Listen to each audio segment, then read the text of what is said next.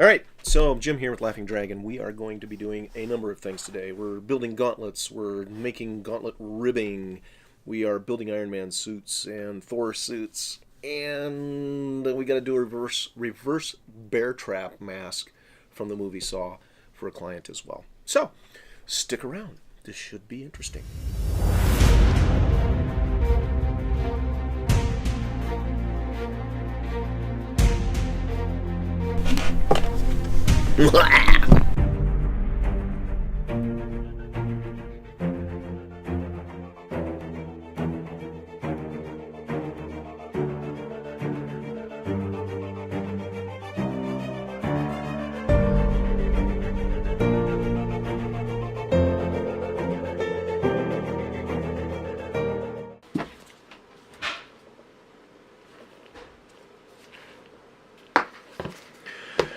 Alright, so what we've done here is we have put equal parts of dragon skin, part A and B, into cups, obviously here with marks on them so we can see exactly how high the product is in the cup. We want equal parts.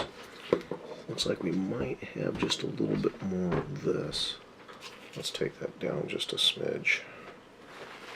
And we will waste it all because it won't cure properly.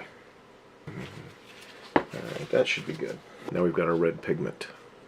We're going to mix this into one of the halves.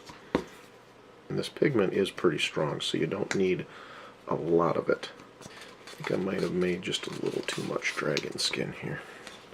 Pour this in here. Again, we've got a nice bright red color. Got your mixing stick here and pull out the other half off to the side, and we'll bring in our mold plate. From here it's pretty simple. We're just going to spread half of this on each side.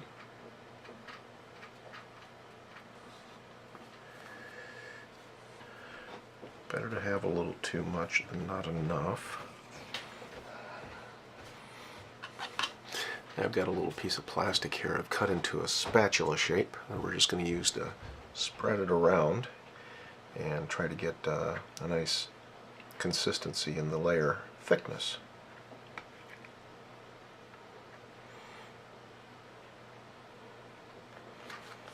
Try to keep it on the mold because it won't be easy to pick up and put back on the mold if you get too much of it on the side. And like I said, we want to make sure that we've got enough to go over the entire mold. Now you don't want it to be too thick, because the thicker this dragon skin is, the more bulk it's going to apply to your gauntlet build. So the thinner you can get this layer, the better. Dragon skin is very resilient, so you don't have to worry about it being too thin. Except when you go to peel it off the mold, if it's too thin, you do run the risk of it tearing. But once you get it glued into your gauntlets, part of your gauntlet build, you'll be surprised how long it lasts, how long it maintains its shape and flexibility.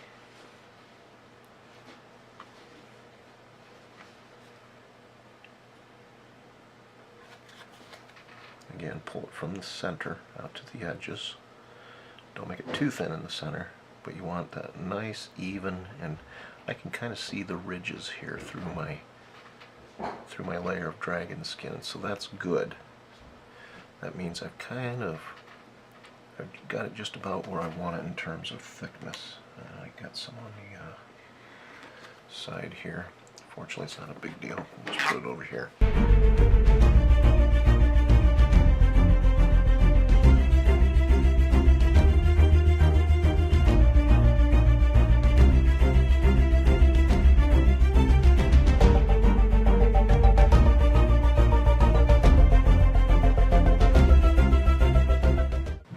Ribbing mold. When this dries and cures, we will go ahead and peel it off. Alright, so I've got my little custom molds here for the ribbing. We're using dragon skin from Smooth On. Use the Dragon Skin 30 because it gives a good balance of resilience and toughness. At the same time, it's got a little bit more of a shore hardness. So, there's that. Got my Ironman shirt on. Don't remember where I got it. There's our ribbing. There it is. Yay. See? Very, very flexible. It's very thin. Goes right on the finger.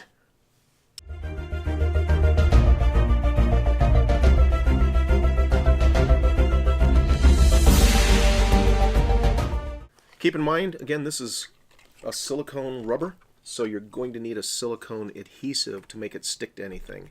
And I've tried a number of different adhesives. I'm not saying that there isn't something else out there that you could use, but the best thing to use is Silpoxy by Smooth On, and I'll show you what that tube looks like. This is the 3-ounce tube. They make a 1/2 ounce tube. This is a little big. I like to get a lot because I build a lot. And not just for gauntlets, but also for other stuff too that I use Dragon Skin.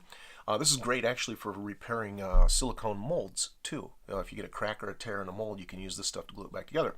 And super glue does not work on Dragon Skin, has been my experience anyway. All right. Finishes sheet number 2. All right. So we sell this and many other things, and many more things to come on our Etsy store.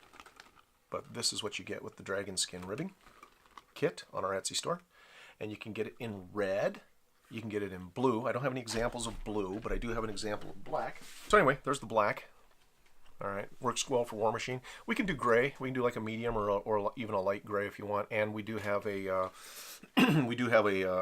like a metallic powder that we can mix into it to give it more of a metallic finish as well.